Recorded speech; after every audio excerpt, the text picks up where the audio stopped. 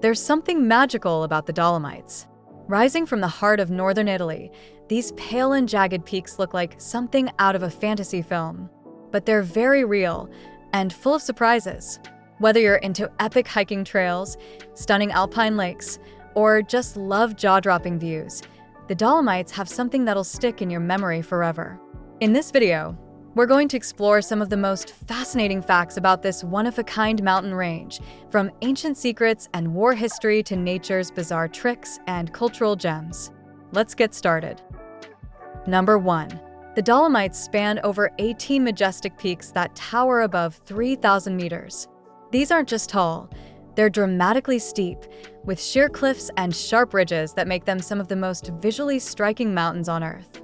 The highest peak, Marmolada, reaches 3,343 meters and is often called the Queen of the Dolomites. Number 2. The range gets its name from a French geologist, Dieude de Dolomieu, who discovered the unique mineral dolomite in the 18th century. The pale limestone gives the mountains their light color and magical glow at sunset.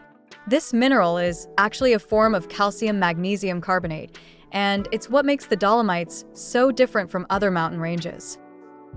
Number 3. These mountains were once underwater. Over 200 million years ago, the entire region was part of a massive tropical sea called the Tethys Ocean. The coral reefs from that time were slowly pushed up by tectonic forces to become the rock formations we see today. It's mind-blowing to think that when you're hiking through the Dolomites, you're actually walking on what used to be the bottom of an ancient ocean. Number 4. The Dolomites are famous for a natural phenomenon called enrosadira. It's when the mountain peaks glow pink or orange during sunrise or sunset. The effect comes from the unique minerals in the rock reflecting light differently, and it's pure magic. The word enrosadira comes from the local Ladine language and means turning rose-colored.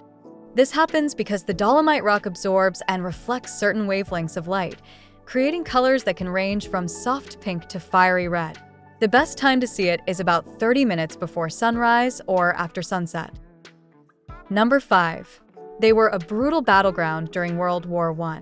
The high cliffs and tunnels in the Dolomites became the front line between Italian and Austro-Hungarian forces from 1915 to 1918. Soldiers had to fight in some of the most extreme conditions imaginable, not just against each other, but against avalanches, freezing temperatures, and the constant danger of falling rocks. You can still visit old bunkers, trenches, and even frozen bodies found decades later. Number 6. One of the most scenic roads in the world winds through the Dolomites, the Great Dolomites Road. Built in the early 1900s, it takes you through hairpin bends, alpine meadows, and jaw-dropping cliffs in every direction. The road stretches for about 110 kilometers and connects the towns of Bolzano and Cortina d'Ampezzo. What makes this drive so special isn't just the views, it's how the road seems to dance with the mountains, following their natural curves and offering new surprises around every bend. Number 7. Lake Braize is one of the most iconic spots in the Dolomites. With emerald waters and dramatic cliffs all around, it looks like something out of a painting. It's become Instagram famous, but still manages to feel peaceful and untouched if you visit at sunrise. The lake sits at 1,496 meters above sea level and is fed by underground springs, which is why the water stays so clear and keeps that incredible emerald color. Local legend says the lake is a gateway to an underground kingdom, and honestly, when you see it in person, that doesn't seem too far-fetched. Number 8. There are over 140 mountain huts, or refugi, scattered across the Dolomites. These cozy shelters offer warm meals, beds, and views that will make you never want to leave. Some are so remote, you have to hike hours just to get to them. The tradition of refugi dates back to the 1800s when they were built to help mountaineers and hikers navigate the challenging terrain. Number 9. Three Peaks of Lovrideau, or Tres Cimes de Lovrideau, are among the most photographed peaks in the Dolomites. Their three sharp towers rise side by side, almost like fingers reaching for the sky.